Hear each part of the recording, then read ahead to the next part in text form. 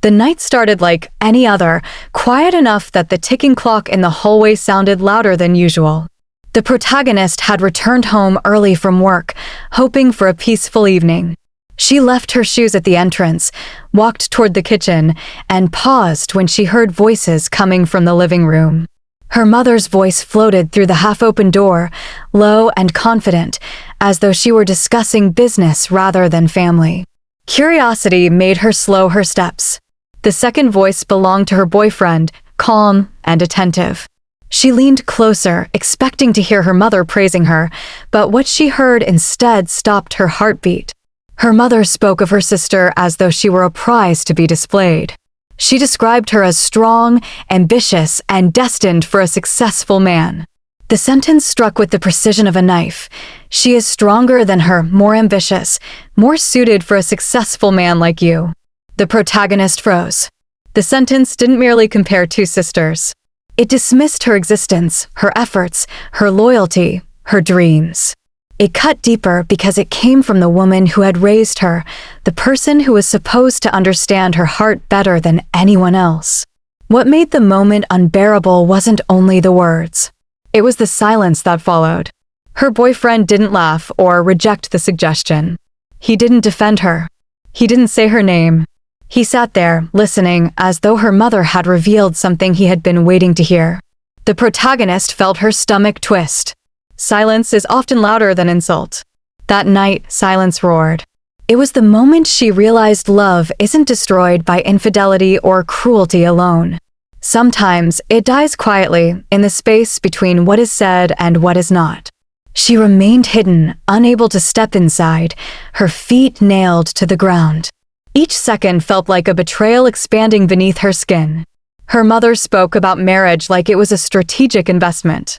She praised the sisters' social confidence, connections, and assertiveness. She spoke as though her older daughter was a burden holding a man back, while her younger daughter was fuel for his ambitions. The protagonist heard her mother say that a man with potential couldn't afford a partner who hesitates. It was as if her entire personality had become a liability in her own home. Her boyfriend finally spoke, but the words hurt more than his silence. He complimented the sister's intelligence, mentioned her recent promotion, and admitted she seemed more confident about their future. It wasn't a declaration of love. It was an evaluation. He treated feelings like assets, as if love required a resume. Hearing him speak about another woman, her own sister, while she stood trembling outside the door was an emotional wound that bled without a sound. She backed away, careful not to be noticed. Her entire body shook, not from anger, but from clarity. She understood that betrayal doesn't arrive fully formed. It starts as admiration redirected, loyalty questioned, and dreams reallocated. She walked to her room and sat on the edge of her bed, trying to process what she had heard. A sentence had undone years of memories. Her mother had chosen one daughter to elevate and the other to erase. The boyfriend she trusted had taken the bait without hesitation. That night didn't end with confrontations or tears. It ended with silence strong enough to reshape her world. She didn't know it yet, but everything that followed, the heartbreak, the transformation, the consequences, began with that single sentence spoken in the wrong direction. It wasn't noise that destroyed her relationship. It was the quiet agreement of two people who should have defended her, but instead weighed her worth like currency. The morning after hearing the devastating conversation, the protagonist woke with a heaviness she couldn't shake. Sleep had not erased the memory of her mother's words. Instead, it sharpened them. She sat at the edge of her bed, replaying the moments of her childhood that suddenly felt different, as though someone had turned on a light in a room she had lived in for years without noticing its cracks. She realized her pain did not start last night. It had roots, deep, silent, and old. Her mother had always been a woman who moved through life as if she were auditioning for a role. Every gesture was calculated, every smile rehearsed. She cared about how others perceived her, not about what her family felt. She hosted dinners not to bond with relatives, but to impress guests. She dressed her daughters not based on their comfort, but on the impression they created. Compliments, for her, were currency. Achievements were weapons. Failure was a stain she refused to acknowledge.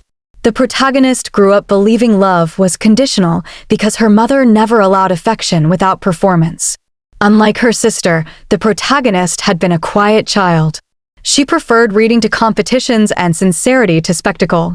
Her mother noticed early that she lacked the hunger for validation. Instead of nurturing her softer nature, she began to treat it as a flaw. She pushed her into activities she disliked, forced smiles for pictures she didn't want, and corrected her posture as if perfection was the only acceptable form of existence. Praise was rare. Encouragement was absent. Silence became the mother's most powerful tool, proof that indifference can bruise deeper than criticism. Her mother's history explained everything. She had grown up poor, humiliated by her own parents' failures, convinced that life was a battlefield where emotions had no place. She had promised herself she would never be looked down upon again. When she married a man with prospects, she treated the union like a contract. Marriage was not love. It was proof she had climbed a ladder no one believed she could reach. Her children became her next investments. She was determined to shape them into trophies the world would envy. The protagonist now understood why her mother never showed interest in her passions. Feelings, dreams, and vulnerability held no value in her mother's world. What mattered was image. Her sister happened to embody everything the mother prized: confidence, ambition, audacity, and the willingness to sacrifice relationships for advancement.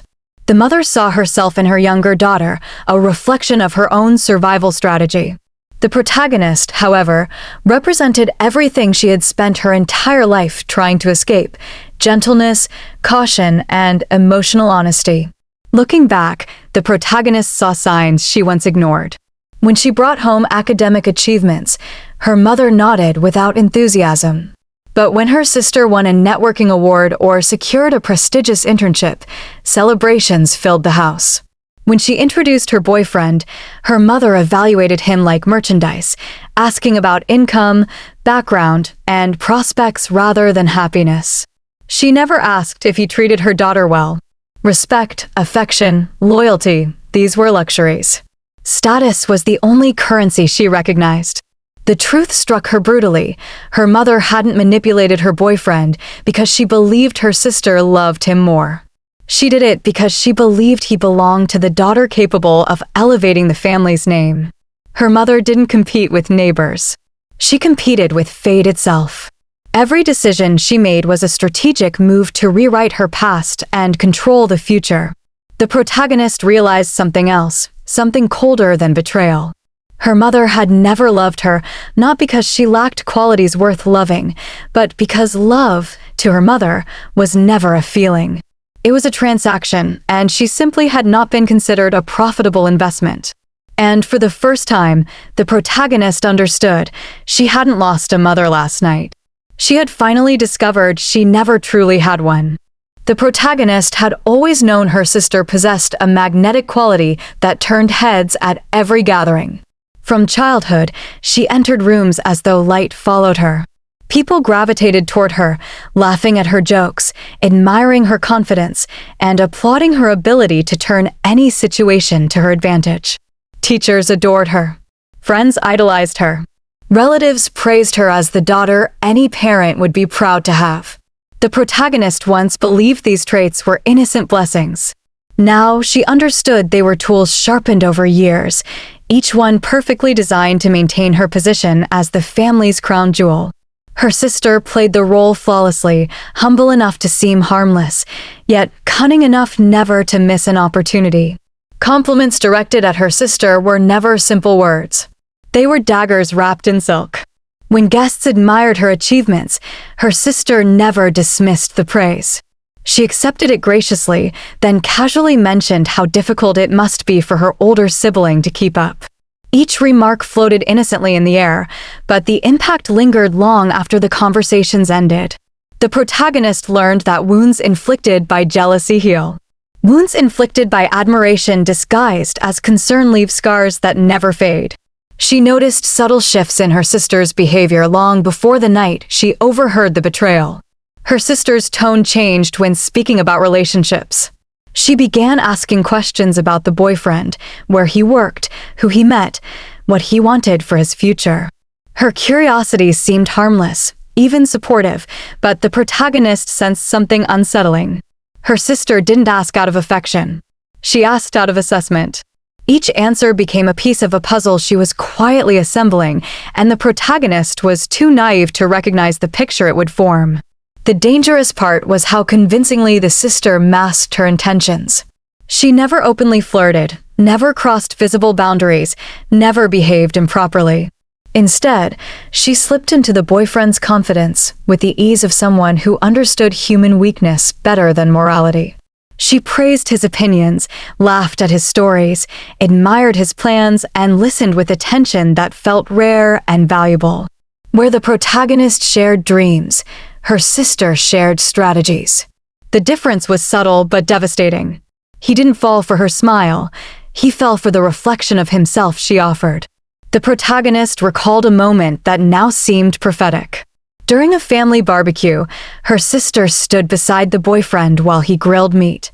She handed him a glass of juice and said, "You deserve someone who sees the world as you do." The protagonist heard the comment but dismissed it as meaningless. Now she realized her sister never wasted words. Every sentence was a seed planted in fertile ground. Affection was not her goal. Alignment was. And alignment, once established, is harder to break than love. Over time, the protagonist noticed that conversation shifted. The boyfriend began comparing ideas, not emotions. He spoke more about goals, ambitions, and long-term visions. He admired confidence, decisiveness, and social power, traits her sister possessed effortlessly. He didn't see the protagonist's softness as a virtue. He saw it as hesitation. Her sister had succeeded in turning personality into competition, and she had done it without appearing to participate. The alliance formed quietly.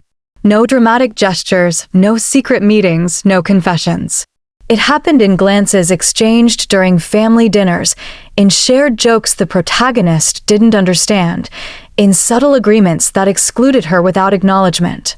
Each moment tightened the rope around her piece, strand by strand, until the protagonist couldn't tell whether she was losing love or waking from a dream she never fully belonged to.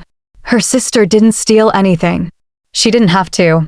She simply positioned herself where admiration had space to grow. And once admiration blooms, loyalty begins to wither. The protagonist finally saw her sister clearly, not as perfect, but as perfectly orchestrated. A mirror crafted by their mother, polished by ambition, and sharpened by opportunity. The changes began so subtly that the protagonist almost convinced herself she imagined them. At first, it was a text message answered hours later, then a call cut short because he was busy.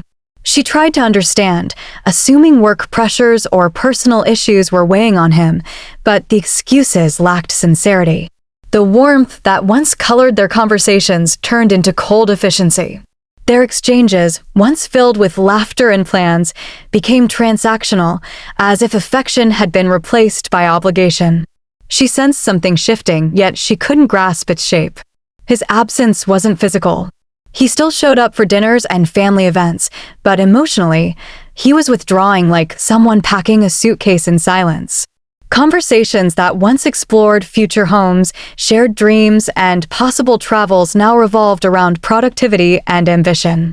He began asking questions she couldn't answer, questions about leadership courses, business ventures, and high-level networking. He didn't want partnership anymore. He wanted alignment. And alignment, in his eyes, suddenly required traits she didn't possess. He started mentioning her sister in casual remarks, claiming her insights were interesting, her goals strategic, her vision admirable. Each compliment felt like a thread pulled from the fabric of their relationship. She listened, smiling weakly, torn between confusion and dread. When she asked why he talked about her sister so often, he dismissed her concerns with a laugh. He accused her of overthinking, advising her to be more confident. Ironically, the advice felt like proof of the insecurity he had awakened. The protagonist tried to fight for clarity. One evening, she invited him to talk, hoping to reconnect, to remind him of the intimacy they once shared.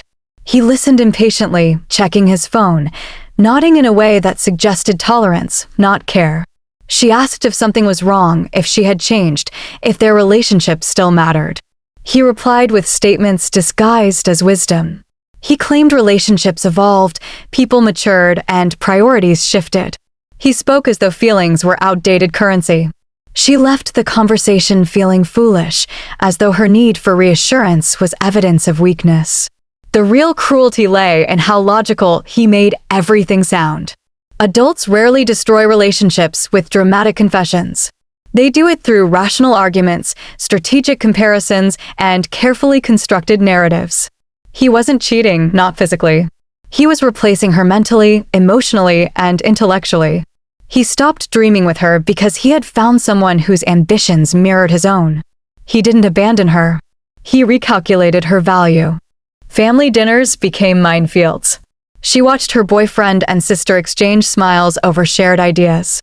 They discussed conferences, investments, and future projects, topics she had never been included in. Their conversations flowed effortlessly, and she felt like an outsider in her own relationship. Every laugh they shared sounded like a door closing in her face. When she expressed discomfort, her mother accused her of jealousy. The boyfriend echoed the sentiment, claiming she was misinterpreting innocent connections. The sister remained silent, letting others defend her intentions. Silence, she realized, was the most dangerous weapon of all. Her instincts screamed, yet every attempt to voice them backfired. She was labeled emotional, irrational, incapable of understanding growth. The more she questioned, the more she became the problem. The relationship transformed into a performance she no longer recognized. He still held her hand in public, still introduced her as his partner, but his eyes no longer rested on her. His gaze lingered where his future seemed brighter. The betrayal did not arrive like a storm. It seeped into her life like a cold draft, unnoticed until she was shivering. It was logical. It was polite. It was devastating. And as she stood alone in a relationship that no longer looked at her, she finally understood. Betrayal isn't the moment someone chooses another person. It's the moment they stop choosing you. The dinner was announced a week in advance, presented as a celebration of family unity. The mother insisted everyone dress elegantly, claiming she wanted to create memories worth photographing.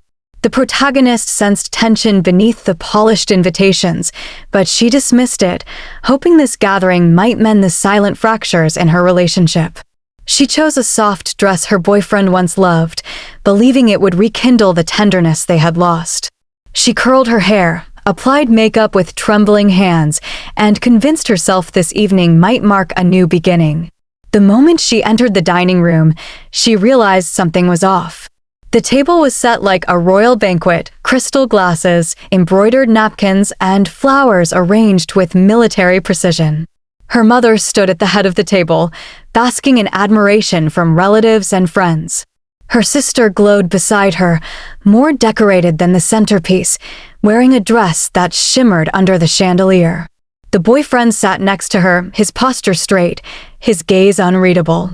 He offered the protagonist a polite smile, the kind people give strangers they might never see again. Throughout dinner, conversations flowed effortlessly around her, but none included her. Her boyfriend spoke confidently about plans, investments, and upcoming opportunities. Her sister added thoughts with perfect timing, charming the table with her charisma. The protagonist quietly cut her meat, her fork shaking with every movement. She tried joining discussions, but her comments passed unnoticed, swallowed by louder voices. It was as though she existed only as a silent placeholder, occupying a chair no one intended for her. Dessert arrived, a layered cake her mother proclaimed symbolic of new beginnings. The protagonist forced a smile, expecting a toast or a harmless speech. Instead, her boyfriend scraped his chair back and stood. He cleared his throat, and the room stilled. She felt her pulse race, terrified he was about to propose. Despite everything, some part of her still held that fragile hope.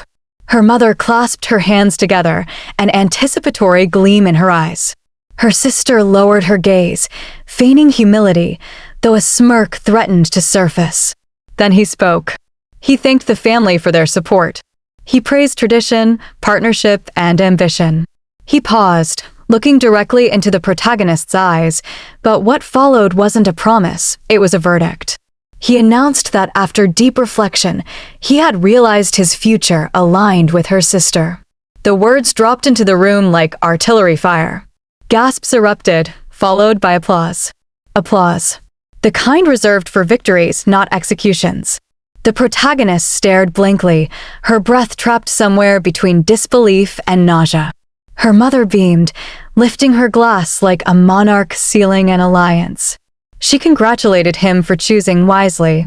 Relatives nodded, praising destiny and compatibility as though betrayal were a logical transaction. Her sister finally looked up, her expression an immaculate blend of surprise and innocence, rehearsed to perfection. Not once did anyone look at the woman whose life had just been dismantled in front of them. The protagonist remained seated, unable to cry or move. Humiliation didn't rush through her, it seeped slowly, numbing her senses. Her heart didn't shatter, it evaporated, leaving behind an ache so vast it felt like silence had replaced emotion. She tried to stand, but her legs refused. She wanted to scream, demand explanations, ask why she wasn't enough. But words were useless against people who had already decided the narrative without her. In that moment, she realized something more devastating than betrayal. She had not lost them that night. She had never truly belonged to them. She had been living in a story she didn't author, surrounded by characters who saw her not as a daughter or partner, but as a transitional phase, an obstacle removed the moment better opportunities appeared. It was at that table, surrounded by laughter built from her grief, that she finally understood the truth. Some endings are disguised as celebrations, and some humiliations are choreographed like triumphs. And while the room applauded the future they thought they had secured, she sat frozen, learning the cruelest lesson of adulthood. Sometimes, the moment you become invisible is the moment everyone else decides they can finally see. The protagonist woke the next morning with the taste of humiliation still lingering in her mouth, but the fire burning behind her eyes had changed. She no longer felt the urge to confront anyone or demand explanations. Words had failed her too many times. She folded her bedsheets neatly, packed her suitcase in silence, and paused only once to look at the room where she had dreamed of a future she now knew was never hers. Her exit was not dramatic. No slammed doors. No tears. No farewell. Silence became her declaration, and leaving became her revenge. Within hours, she had rented a modest apartment 2 cities away. It wasn't luxurious, but it was hers, untouched by judgment, untouched by competition. She slept on a mattress for the first week, surrounded by boxes she didn't rush to unpack. The stillness of the space felt unfamiliar at first, but soon she realized silence was not emptiness. It was possibility. Without her mother's looming standards, without her sister's shadow, without a boyfriend evaluating her worth, she finally exhaled. The ache remained, but it no longer dictated her movements. She cut contact with everyone. Her mother called twice, not to check on her well-being, but to ask why she was making a scene.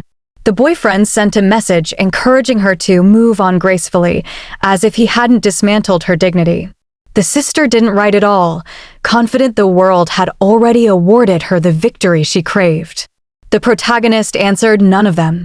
She blocked numbers, ignored emails, and deleted photos. Silence was no longer a symptom. It was a strategy. As days became weeks, she found refuge in routine. She walked early in the mornings, cooked meals for herself, and rediscovered hobbies she had abandoned while trying to become the woman others expected.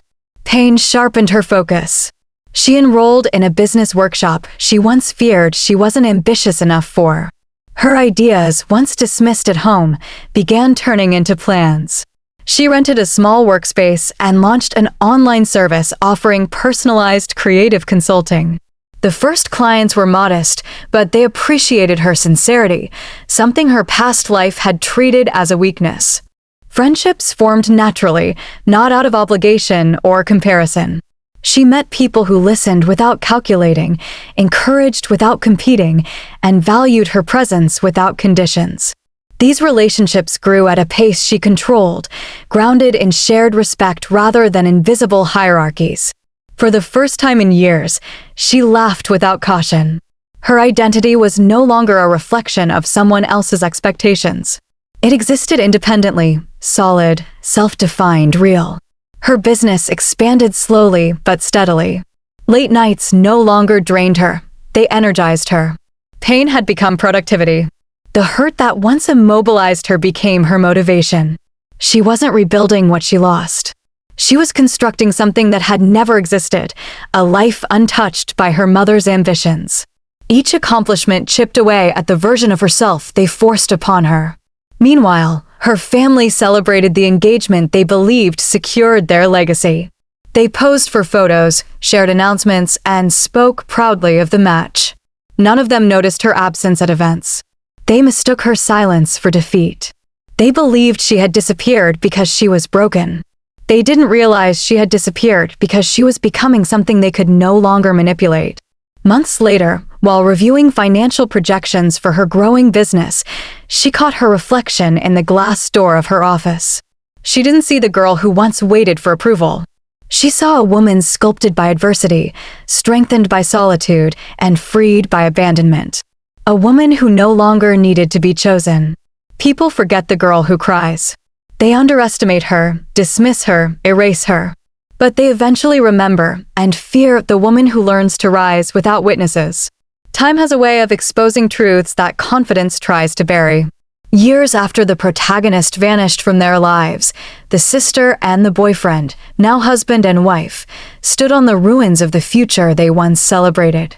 The applause that echoed during that dinner had faded, replaced by silence thick enough to choke.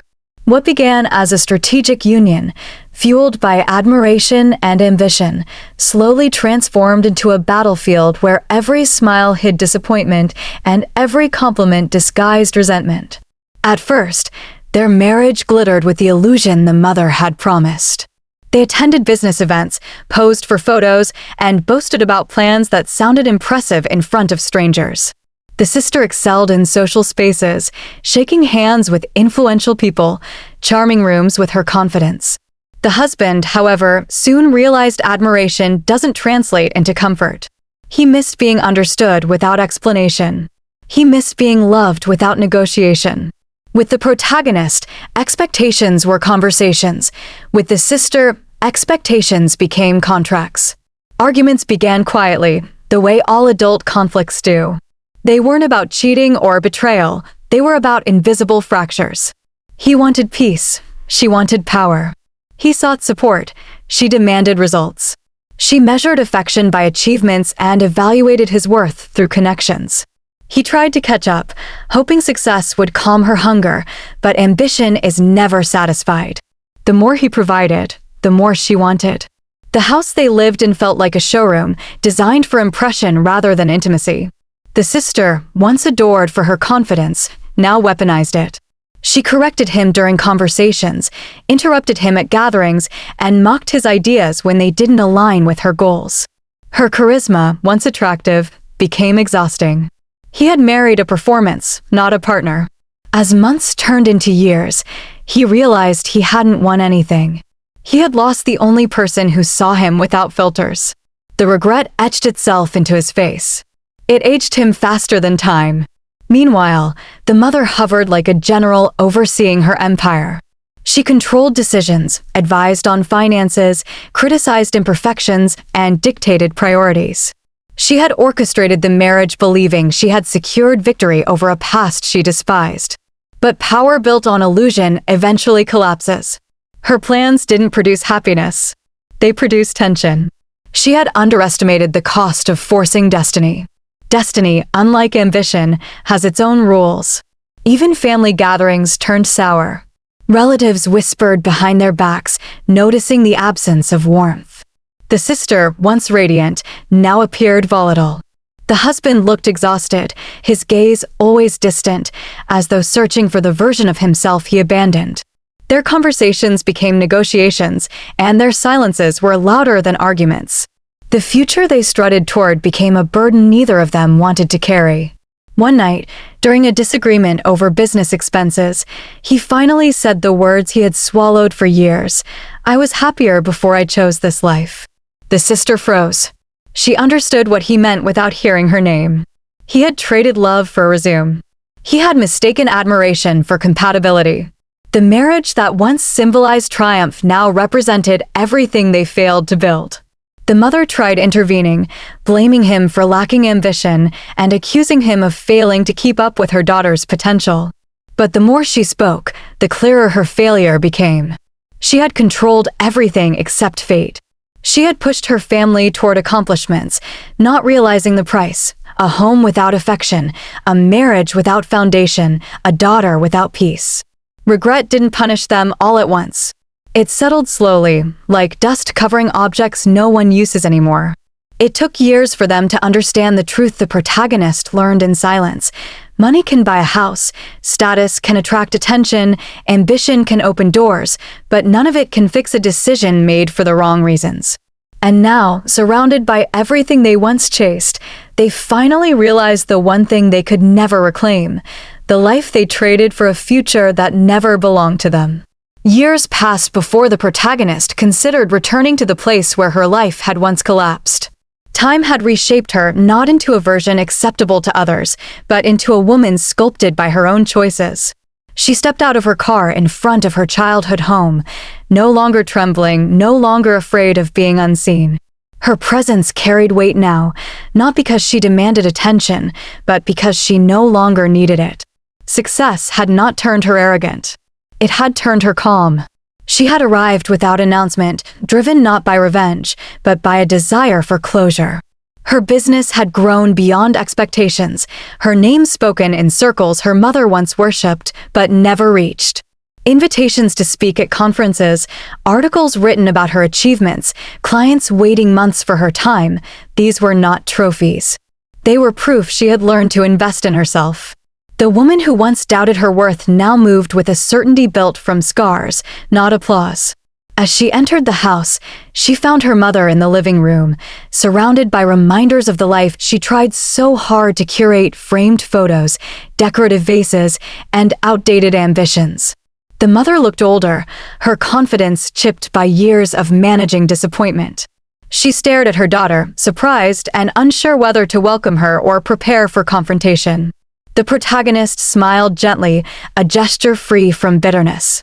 She sat across from her mother, not as the insecure girl she once was, but as a woman who understood the value of silence and the power of decisions made without seeking permission. Her mother spoke first, asking why she came back. The protagonist didn't present accusations or demand apologies. She thanked her. The words landed like stones dropped into still water. Her mother blinked, unsure if she misheard. But the protagonist explained calmly. The cruel dinner, the humiliation, the abandonment, all of it had been a catalyst. She had not broken because of them. She had broken open. The pieces of her old self were not destroyed. They had been rearranged into something stronger. Her mother tried to justify her choices, claiming she wanted the best for her daughters. The protagonist didn't argue. She understood now that some people confuse love with control, ambition with legacy, and manipulation with strategy. Her mother had built her world on fear of obscurity. She, however, built hers on authenticity. The protagonist had learned that living for comparison was a prison, and breaking free demanded sacrifice. She then visited her sister and the man who once promised her a future he never intended to share. Their home felt like a museum of fractured dreams, expensive furniture arranged around silent bitterness. They greeted her with forced smiles, each hiding regret in different ways. Her sister's eyes flickered with insecurity, as though she feared her sister's success was a mirror reflecting everything she hadn't become. The husband's face sagged under the weight of choices he could not undo. The protagonist didn't offer pity. She offered truth. Ambition without soul collapses, and desire without loyalty corrodes. She left them with no insults, no accusations, no triumphant laughter. Closure didn't require theatrics. It required understanding. They had taken her life apart without hesitation, believing they were removing an obstacle to their greatness. Instead, They had created a vacancy she filled with purpose. Their betrayal wasn't her ending. It was her beginning. As she walked away from the house, the wind brushed her hair, and she realized something profound. They had spent years trying to build a future without her, convinced she was the weakest link in their chain. They didn't know chains break, but wings grow. Their cruelty had not defeated her. It had redirected her. They imagined they were shaping success by removing her. They failed to see that what they were actually shaping was destiny. And as she stepped into the life they never believed she was capable of living, she carried a legacy no one intended to give her. They didn't just betray her. They built her.